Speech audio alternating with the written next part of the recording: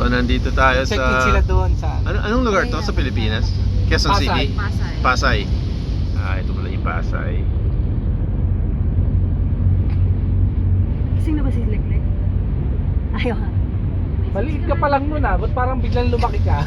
Parang biglang tangkad mo. Hindi ka lang lumalaki na. Nakapunta ka na.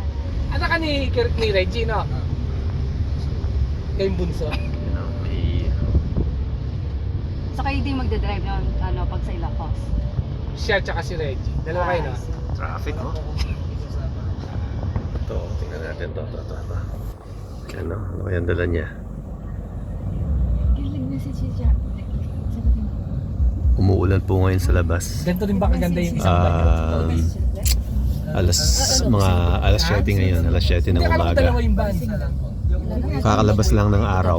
Iba yun. Pero dahil merong thunderstorm, Kasi kailangan medyo makulimlim. siya kayo. Ah, Kaya yung gamit ni Yan, oh. Iba yung tatanong.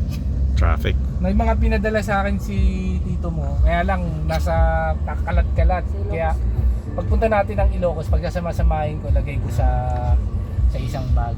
Pero pupunta mo ba kayo kay Bongo? Oo naman. Pupunta ako doon pero sa ibang araw. Pero gamitin ko rin sakyan, kotse ko.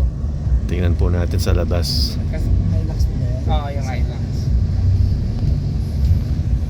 Kasi may ipapadala daw po si Tito. O, pag nagpunta ako ng kay Pumbo, Ako doon na lang po.